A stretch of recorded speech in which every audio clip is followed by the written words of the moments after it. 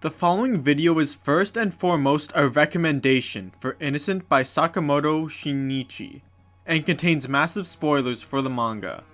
I highly recommend you read it. It's one of my favorite stories. The artwork is beautiful and it deserves to be read more than this video deserves to be watched. Keep in mind, there are themes of sexual and violent abuse, so it's not for the faint of heart. And now, our featured presentation. Innocent is a fictional account of the real-life historical figure Charles Henry Sampson, a man who was the acting executioner of Paris leading up to the late 1700 revolution. The most obvious appeal of this historical tragedy is first and foremost the artwork and tone.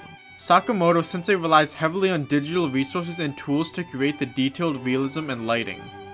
This may be the definition of soulless to some people, but at the end of the day, pens, paper, and computers are tools. What matters most is how we can use them and what results we can get out of them. Sakamoto Sensei's process involves countless reference photos to get every wrinkle he can possibly get on every piece of clothing on all his pages. I used to have distaste for realism and still do to some degree. After all, I'm reading manga to see stylized visuals I can't get out of any live action movie. While this wholeheartedly applies to the backgrounds in many pages, the characters and other subjects within them are used to astounding effect. Firstly, in how striking the expressions are within the realism, and the second is the manga's tendency to use non-diegetic visual metaphors, spliced between pages. An enraged crowd of people rushing to an execution platform will turn into a crashing ocean wave to illustrate the unstoppable force approaching. A brother who resolves to fight his sister will be covered in menacing armor, illustrating how he steeled himself to coldly close off all feelings of sympathy towards her. A boy who must kill a friend thinks about how if circumstances were different, they could continue to be friends.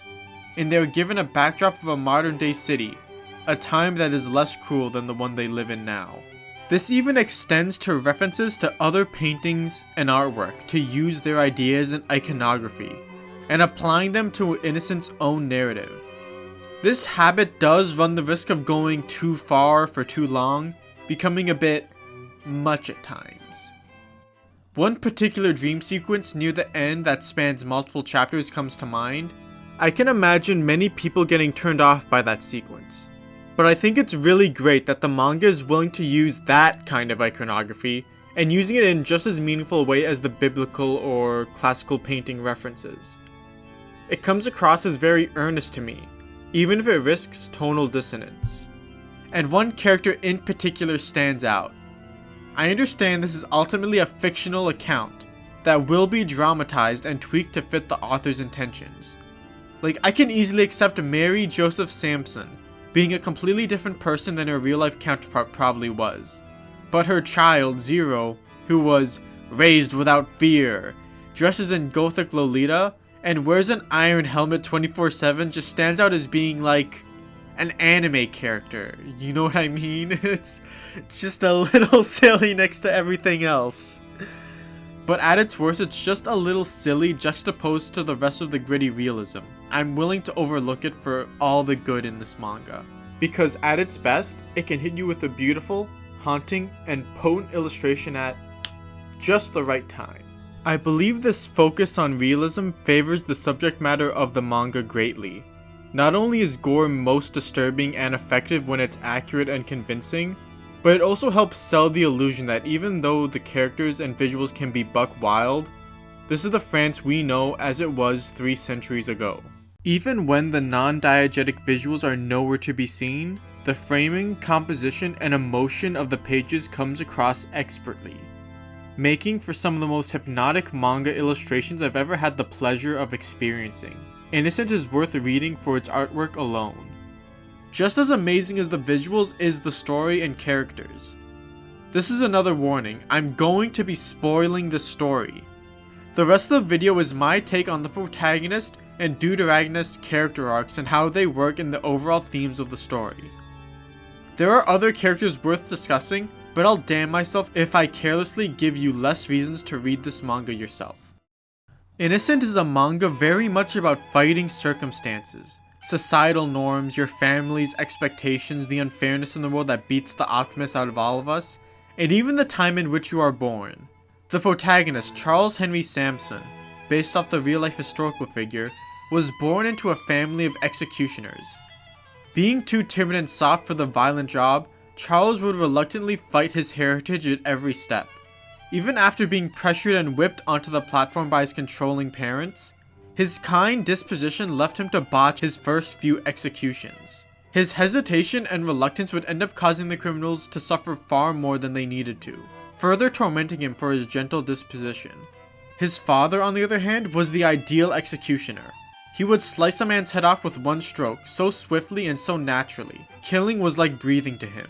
Charles believed that only a monster who enjoyed the killing, or at least indifferent to it, could be capable of such an emotionless performance. But behind the ideal Grim Reaper was a secret. It's a secret Charles would only discover after his father was gone, and it would shake him to his core. He learned that after every execution, every beheading, and every hanging, his father would kneel before an altar and pray for every criminal he killed that day. Indeed, Charles's father may have been just as gentle a soul as he was, but the cruel mantle of executioner bent him into a man who resolved to fill the position with as much mercy as it would allow. He'd put extra care into perfecting his swing, prioritizing a comfortable send-off for the condemned. Before this, Charles had resolved to end this accursed practice with his generation, but this realization and the needs of his family make him forget about his ambitions. Charles is now determined to follow in his father's footsteps and become as merciful an executioner as he was. The contradiction in this mindset is obvious. Both wish to bring kindness and treat the criminals with as much humanity as possible, and would rather not kill at all. But because they believe themselves incapable of changing society or their family, they resolve to only be as forgiving as the mold made for them will allow, and not an inch more. Even the abuse Charles suffered from his father was an attempt to ready him for a lifetime of murder, disguised as justice for the king. Even when given a needlessly cruel method of execution, Charles won't disobey or fight the method in spite of his misgivings. He'll simply try to make it as painless as possible within the parameters, even if it's insane, barbaric, and cruel. Some people in the crowd even admire Charles for this, but it's obviously a half-hearted measure at most. As the story continues, Charles begins to take his father's path to its terrifying conclusion. With the revolution in its early stages, the number of condemned criminals would rise to unprecedented heights. In response, Charles would create a contraption, a machine that would kill without discrimination, so swiftly and with such efficiency that the death would be cleaner, faster, and gentler. But most importantly, each death would become less personal and weigh less on Charles's soul, even if he's starting to get used to the job. When the guillotine was perfected, it allowed Charles to perform executions faster than ever. Life would be stamped out in record time. The weight of this would make Charles seek counsel with a local priest, asking him indirect questions such as, "Is a soldier who kills for his country exempt from the kingdom of heaven?" The priest would simply say, "It's complicated," and that's enough of an excuse for Charles to forgive himself, leaving the church without letting the priest finish. Or at least it was enough to delude himself into accepting that what he was doing was okay. That killing all these people, even though he knew it was wrong, was fine, because his country, his society, his family demanded of him, and he can't change that fact. Standing in stark contrast to Charles's reluctant submission is his little sister, Mary Joseph Sampson, and her unyielding defiance. Being born a woman was enough reason for people to put Mary in a box, but thanks to chances given by her brother and her talent for killing, led her to become an executioner herself. That alone is a huge breakthrough and would be a lifestyle no woman in France could realistically aim for. But Mary still wanted more. She would break more taboos, and grow disappointed in anyone who would compromise their desires and identity to simply become like all the other adults. This reaches its peak when a good friend of Mary's dies. A friend who was discriminated against for his skin, and whose only real sin was pissing off other nobles with attempts to educate the lower class. Mary's response to this is obvious. The world is wrong. The world isn't fair. Why should anyone change to suit the world when it'll never do the same for them? Unless you force the issue. Mary would resolve to crush the upper crust of society, all the nobles and aristocrats, along with all their rules and biases. Mary would resolve to make the impossible possible and pierce the heavens with her drill. In no small way, you could describe Mary as 1700s French lesbian Kamina. But one man stopped her. Her older brother Charles challenged her to a duel and won by playing dirty and cheating. Despite being by far the better fighter, Mary's earnest efforts failed in the face of reality, the adult way of doing things. It was time for Mary to grow up and become the woman every girl must grow up to be: quiet, complacent, beautiful, and devoted. Thank you all for watching. Like and subscribe. Ha! You idiot, there's still 5 minutes left in the video. Just who the hell do you think I am, fuzzball? She has to marry a man? Okay, she'll marry this incompetent fat ass who has no agency or ability to control her. She pulled a page right out of her brother's book and fit the mold set for her in a way that would benefit her most, without defeating the point. Mary would continue to cause trouble, eventually joining the Third Estate and those who seek revolution, because nothing means more to Mary than freedom and liberty. Strangely enough, this passion for defiance, to live life her way, is something her brother inspired in her, constantly recalling how she feels like she can do anything when her big brother Charles stands beside her. No doubt referring to the time when a younger, more optimistic Charles saved her from their abusive mother, telling her out loud, "The new generation belongs to us. We will cast away anyone that threatens our future, no matter who they may be." These were the words Mary lived by, and it would eventually lead her onto the execution platform as a criminal.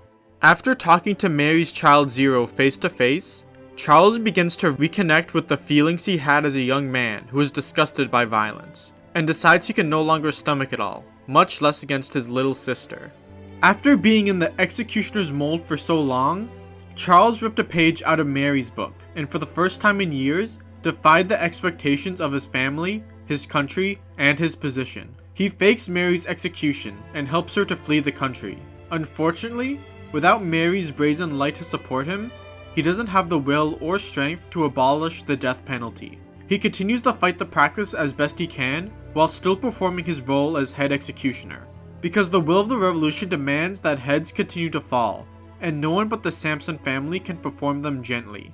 Mary ends up dying young in some foreign conflict, and Charles continues to plead in vain against capital punishment until he's withered and old. Both siblings fought against and failed to change the world as they lived in it.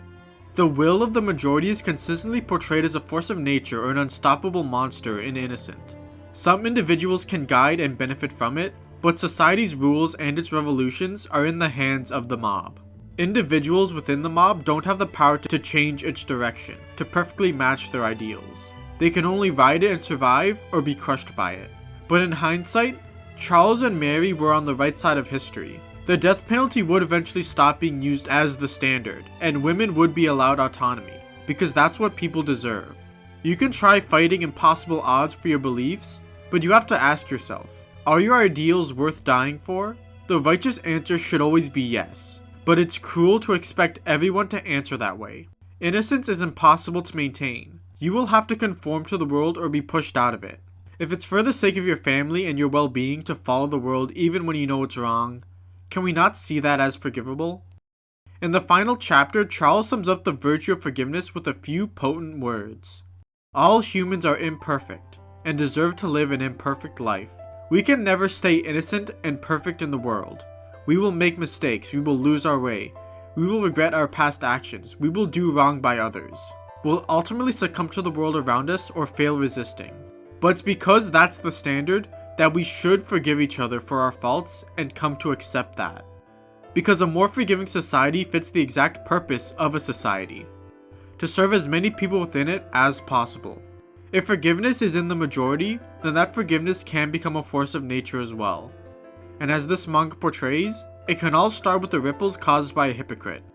A man who killed hundreds of people while trying to advocate for why that is wrong.